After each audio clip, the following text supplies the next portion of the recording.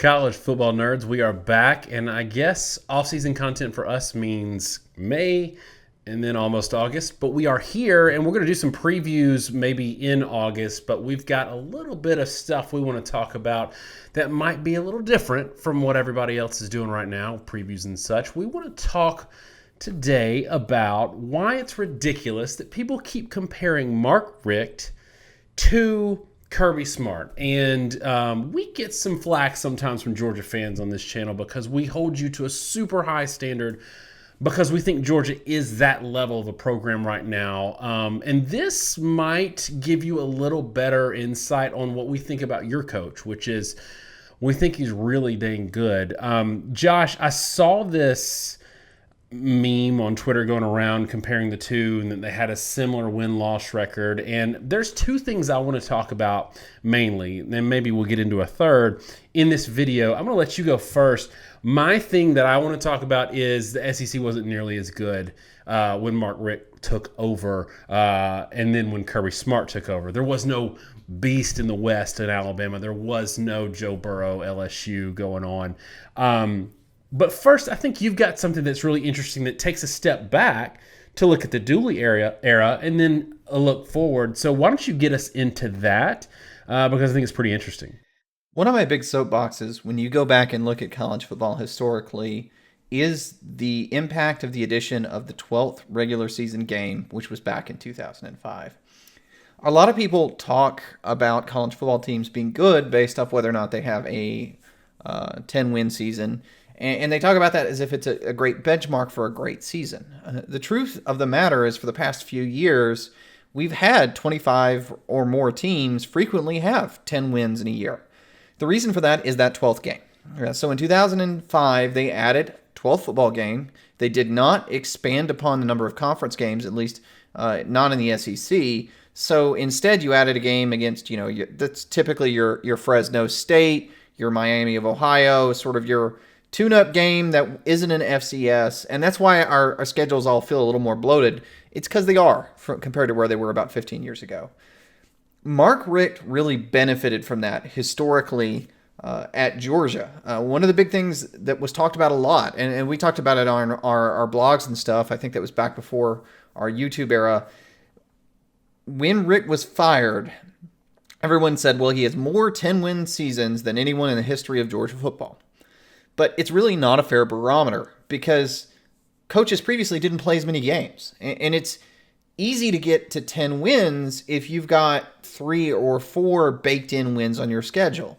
And again, when they added the 12th game, it was almost universally a game that teams almost would win, almost always would win. So I went back and I looked at where Vince Dooley was, Mark Richt was, Kirby Smart was, and I looked at it in terms of seasons with 0 to 2 losses. So my thought here is, okay, let's take the extra games out of play and let's just look at how many games you lose in a given season.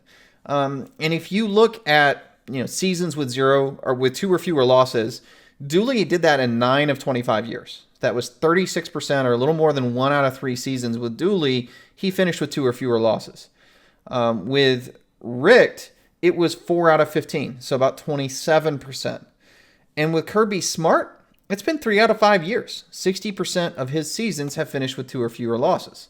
So the point I'm making here is, of the comparison between Dooley, Richt, Smart, Dooley had a much higher rate of seasons without many losses than Richt did, and Smart's rate of 60% is just bonkers compared to anyone else historically. I know it's early with him, and that may or may not fall off, but you just need to put it in comparison. Richt's 3 out of 5 years with 2 or fewer losses is more than double the rate that Richt was achieving over his 15 seasons at Georgia. And I want to, now is when I'm going to talk about my thing, but I want you to use the thing that I'm going to talk about and put what you just said into even more context, because I think it really shows it's just bonkers what Kirby Smart has done after that first, I think, 8-5 season, which really wasn't that bad either when he picked up from what was sort of a downward trend and then moved on from it pretty quickly. But my whole problem with all of this comparison is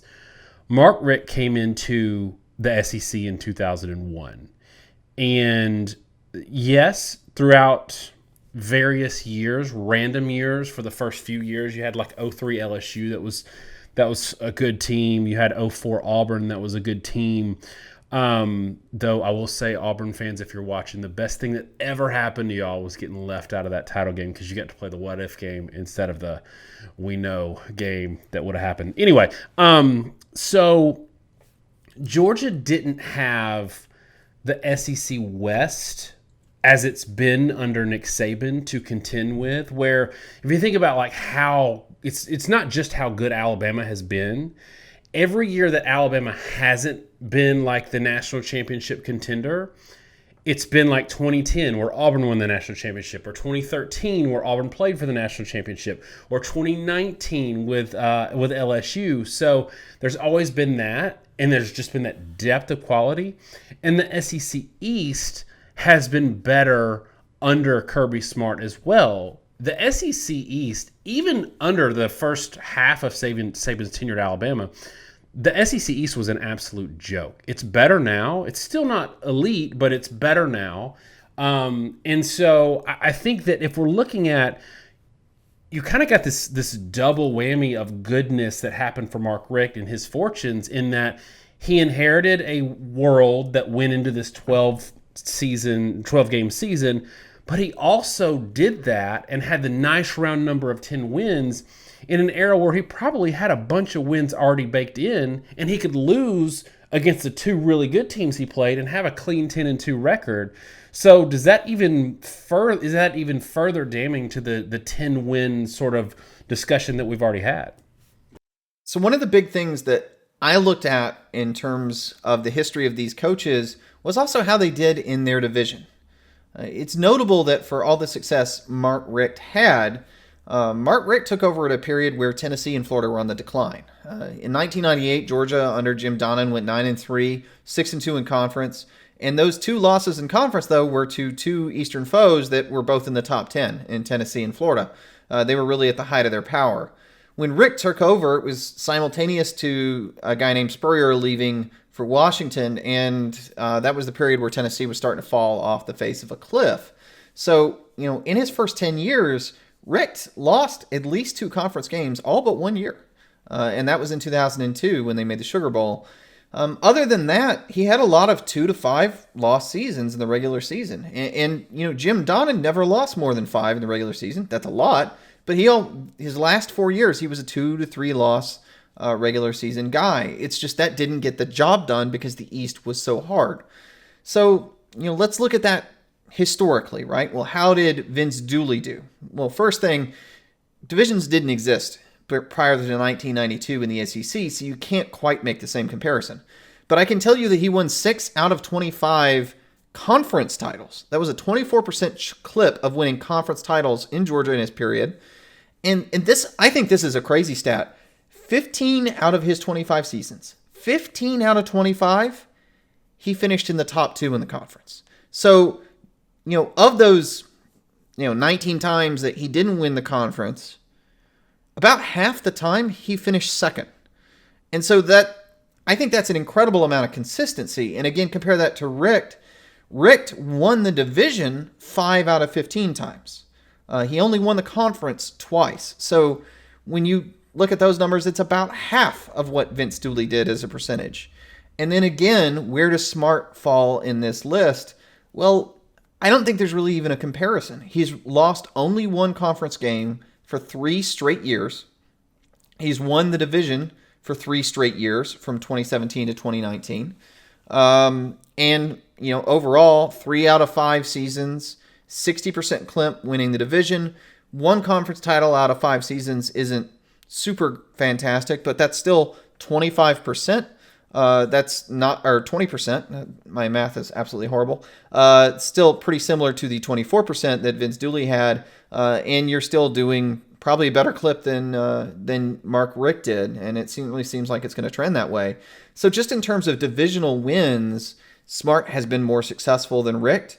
Richt had good win-loss records, but mainly he won the division sort of by default. He didn't necessarily have fantastic divisional records. It's just more the fact that 2 losses would often win you the division in the SEC East in that period. And then, again, historically, Vince Dooley, probably a lot of people don't realize just how good he was. I mean, finishing top 2 in your division, 15 out of 25 seasons, more than half the time. Not in the division, but rather the whole conference. That's a pretty darn impressive feat.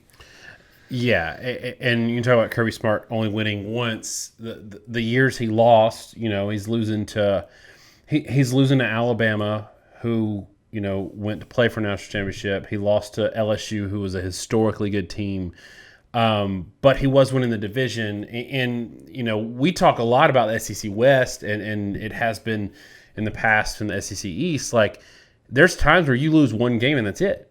And so that's another thing that's crazy. The last thing I want to talk about real quick, I don't want to go too long on this, but one thing that you and I discussed before we started recording that I think is pretty interesting that we can probably add a little more context is recruiting. And some people would argue that recruiting is like, that's a crutch. Like it covers for bad coaching or not as good at coaching if you have all the Jimmies and Joes. But I don't know that that's the case. And you've got some numbers that can speak to this, but Kirby Smart has absolutely out-recruited Mark Richt.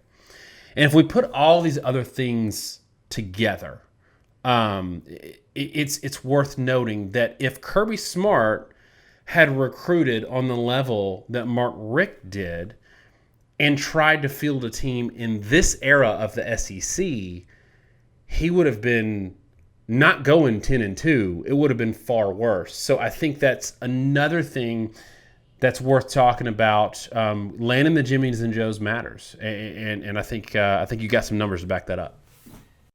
It's a bit hard when you try to trace it back to 2000, just because a lot of modern recruiting services didn't really start until end of the 2000s. But in general, Rick's classes finished usually between 6th and 12th, and they hovered usually around 8 or 9. He had the number 3 class in 2006, but more often than not, like 01 to 03 was 9 to 10, 8th ranked classes in 2005, 2007, 2014, just generally in that 6 to 12 range, and more often than not landing somewhere between 8th or 9th in the conference. Kirby Smart's been finishing top 3, like clockwork.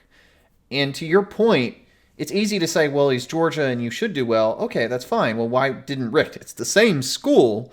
I think it's very telling that Smart has done very well. Now, Smart has suffered due to a large number of players that haven't really stayed on his roster for a variety of reasons. Everybody knows the story of Justin Fields. There were a number of guys on that squad that weren't major contributors. But I'll say that he also deals with, like you said, a very different environment. I mean, it's a much more competitive SEC from a recruiting standpoint than it was in the early to mid-2000s. I think people either forget or really weren't around to know that the SEC wasn't a juggernaut until that Urban Meyer, Nick Saban sort of meld, where those two sort of elevated the conference to another level.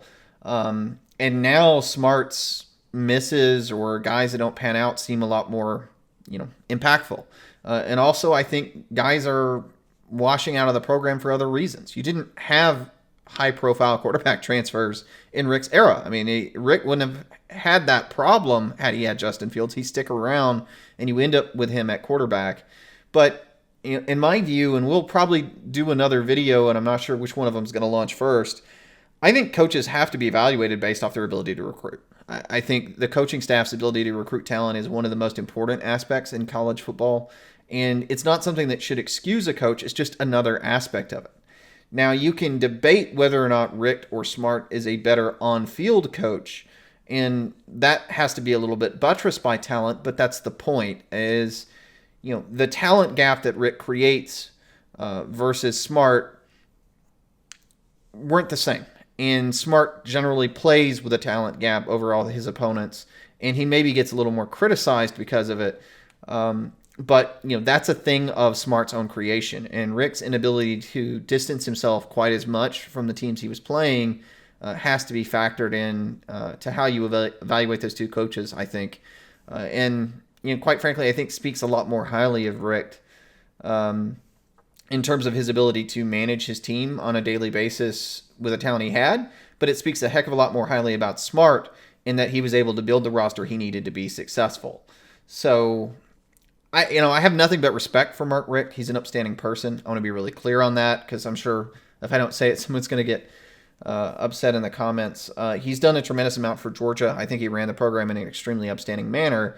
But if you talk about ability to win games, if you talk about results on the field, it's only been 5 years, but I don't think you can even fairly compare Smart to Richt. In most metrics, he was at another level.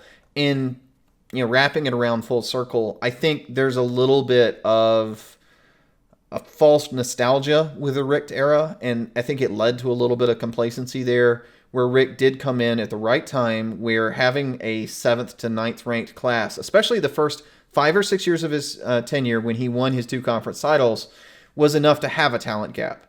And when that gap closed, once you hit 2006 through 2009, when Florida and Alabama really amped it up, every season past that point became basically a 3 to 5 loss season. And I think it had absolutely everything to do with the stockpiling of talent in the SEC and just how much more difficult it became to win on the field if you didn't have the sort of talent needed to match it. Yeah, and I want to echo that as we wrap this up. Like I love the Mark Richt era at Georgia, and I think he did a lot to really kind of right the ship and keep them relevant enough that they never really dropped off the map. And that's hard to say. That was hard to do in that time because it absolutely happened in Tennessee and they never recovered, and they may never recover. And Mark Richt didn't allow that to happen. I think he was, in his day, an excellent coach, and an excellent on the field coach. So I don't want people to take this video as a slight to Mark Richt. It's more of a celebration of what Kirby Smart has been able to do. Even though the title has been elusive, the program itself has been incredible. And the coaching job he did last year, given all of the quarterback turnover that he had or turmoil that he had in the offseason and to start the season, was incredible. So, all right, y'all, in the comments, let us know what you think. Are we off base? Is the comparison fair? The memes that are going around, do you have some criticisms that we didn't offer for Kirby Smart? Let us know in the comments. Get at us. We'll see you next time. Have a great week. God bless.